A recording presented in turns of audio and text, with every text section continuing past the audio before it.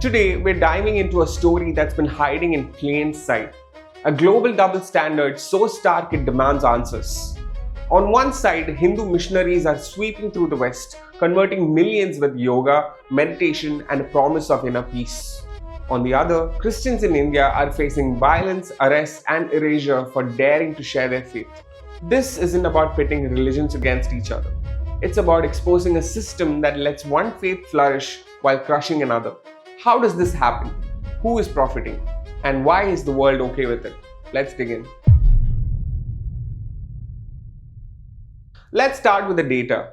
In the United States, Hindu population has surged to 3.3 million, with nearly a third being Western converts, people who grew up in churches but now chant mantras.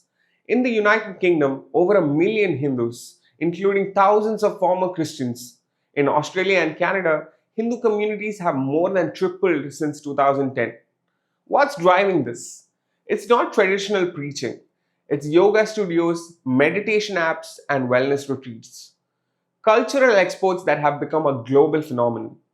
In 2024 alone, the global yoga industry was valued at $100 billion, with 40 million Americans practicing yoga regularly, many unaware of its spiritual roots.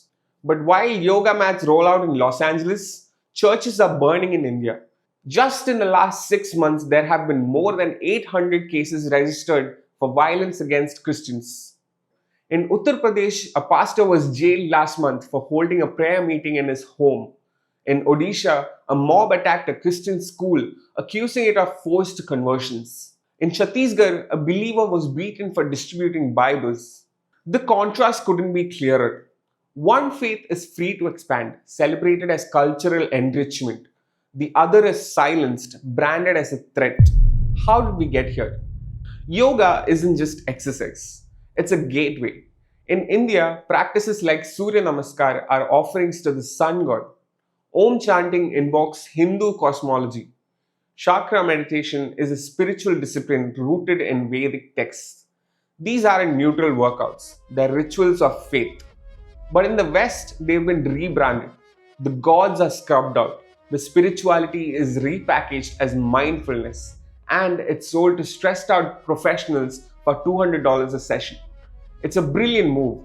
Missionary work disguised as self-care. Now, imagine a Christian pastor offering healing prayers as a wellness workshop in Mumbai. The backlash would be immediate. Accusations of proselytizing, maybe even arrest. Yet, when Hindu gurus teach spiritual practices in New York or London, it's hailed as universal wisdom. This isn't just double standard. It's a calculated sleight of hand, and it's working. Who's behind this global push? It's not lone yogis. It's a network of powerful organizations with deep pockets and deeper influence. Let's name a few of them. Number one is ISKCON, the International Society of Krishna Consciousness, also known as the Hare Krishnas. They've built a global empire with temples in over 60 countries. They distribute free meals, chant in public squares, and draw thousands of Western converts. In 2023, their global donations topped 150 million, tax-free. The second is Art of Living Foundation, founded by Sri Sri Ravi Shankar. His Sudarshan Kriya breathing courses blend Hindu philosophy with self-help. He's a regular at global forums like the United Nations, while Christian pastors in India need police clearance to hold a service. The third is Isha Foundation. Sadhguru's inner engineering program has reached millions. From Silicon Valley to Singapore. Marketed as science, it's rooted in Vedic mysticism. His foundation's revenue in 2024, over 500 crore, much of it from high-priced retreats. Who's bankrolling this? Tech giants like Google, Meta, and Apple sponsor mindfulness programs, embedding these practices in corporate culture. Governments in the West grant tax exemptions, while political allies in India shield these organizations from scrutiny. The beneficiaries, gurus, their foundations, and a network of elites who profit from the wellness boom. Contrast that with India's Christians. Mother Teresa's missionaries of charity face relentless harassment for serving the poor. Compassion International, a Christian NGO, was banned in 2017 for aiding orphans. Foreign funding for Christian charities is choked by laws like the Foreign Contribution Regulation Act.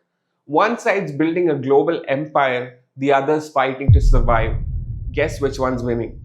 The strategy is simple but devastatingly effective. Step 1: Attraction. Free yoga classes, meditation apps, or stress relief workshops draw people in. Step 2: Immerse. Retreats in exotic locations, group chantings, vegetarian feast. It's a lifestyle, not just a class. Step 3 is Transform. A software engineer from Seattle starts worshipping Krishna, but it's framed as self discovery, not conversion. Now look at India. A farmer attends a Christian service, receives food aid, and accepts Christ. Suddenly, it's forced conversion. The pastor is arrested under anti conversion laws in states like Uttar Pradesh or Gujarat. The family is shunned and sometimes attacked. In 2024, over 700 Christians were arrested in India on conversion charges, often with no evidence. Why is one called enlightenment and the other a crime? The hypocrisy isn't just unfair, it's a betrayal of justice. While gurus pack arenas in the West, Christians in India pay a brutal price. In Chhattisgarh, a pastor was beaten unconscious for praying over a dying child. In Gujarat, a Christian family was driven from their village for refusing to renounce their faith.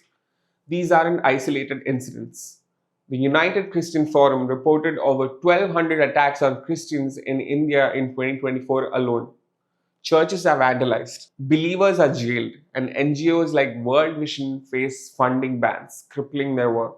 If a Hindu temple were attacked in London, India's government would demand accountability. Protests would erupt. But when churches burn in India, the world shrugs. The silence isn't neutral, it's complicity. So, this is where we stand. A world that celebrates one faith's global rise while ignoring another's suffering isn't just unequal, it's unjust. If yoga is cultural heritage, then so is the gospel. If Hindu missions can spread freely in New York, Christians deserve the same in New Delhi. This isn't about division, it's about demanding fairness.